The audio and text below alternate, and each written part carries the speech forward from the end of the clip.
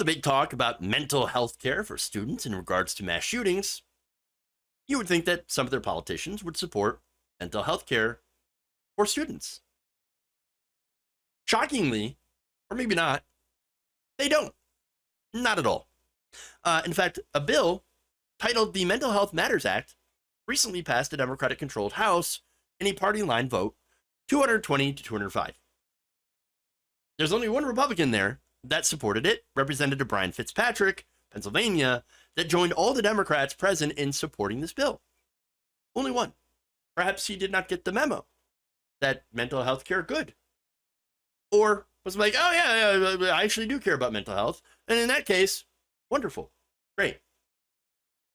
Now, the legislation, if passed by the Senate and signed into law, would provide grants to establish a pipeline for school-based mental health service professionals. Good. Additionally, it would grow the number of mental health experts at elementary and secondary schools that are based in high-need locations. The measure would direct the Department of Education to allocate those grants and would also be ordered to administer grants to state educational agencies to go towards recruiting and maintaining school-based mental health service providers at public elementary and secondary schools that are also considered high need. Wait a minute. I think I see the problem. High need. Meaning poor and largely black. Oh, of course. First Republicans vote against that. How dare you try to fund mental health care that also benefits black people?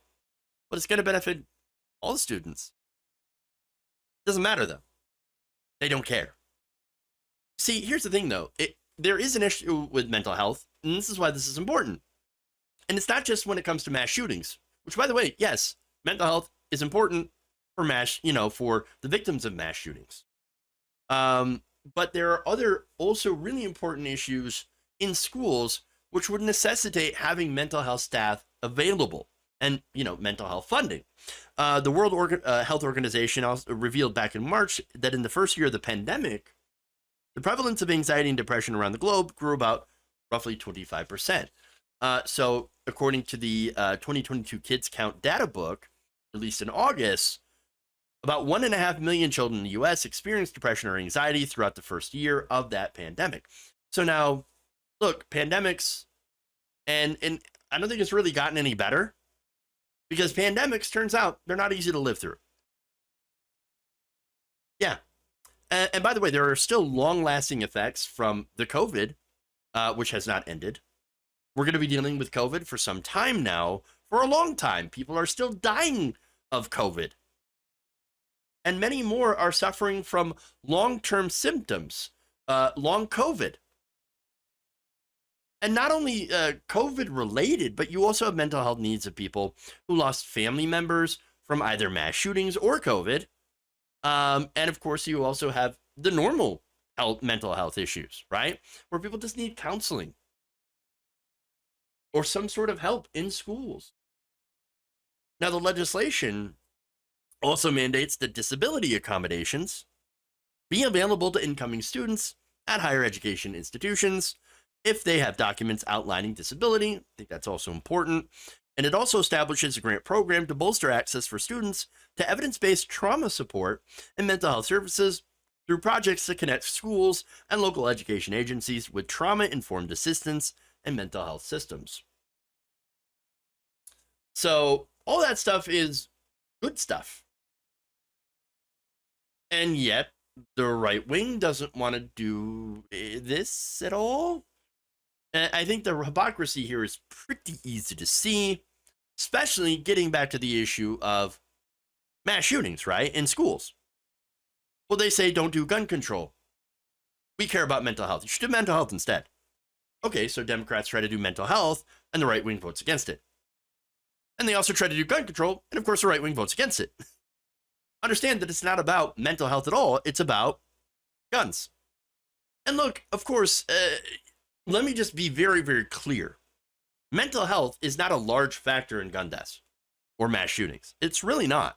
The Republicans come at it from a false perspective. They're putting out a false narrative that, oh, they're just mentally ill. That's the real problem here. But it actually isn't. Mental health is a small factor in gun deaths. The biggest factor, of course, is guns.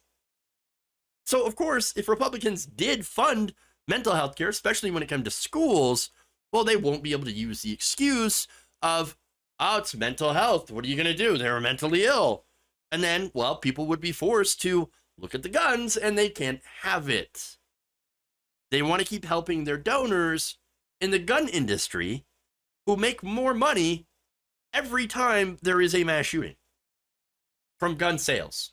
People get afraid. You know, they're mass shootings. Everybody gets afraid from it. They go and get the guns. And of course, the people who already have a lot of guns, right wingers, they get told, oh, the government's going to come for your guns. And then they buy a bunch more guns. And then, well, look, these gun manufacturers make tons and tons of cash. The NRA gets donations, or these other gun rights groups. And those donations from both of those, by the way, those gun rights groups, and from manufacturers flow right into the pockets of these very same politicians that vote against legislation like this. Because they don't want to get rid of their excuse. And so they're going to let children suffer in schools. Not only from gun violence, but also mental health issues. They don't give a damn about helping people. They don't give a damn about preventing gun violence. All they care about is their donors.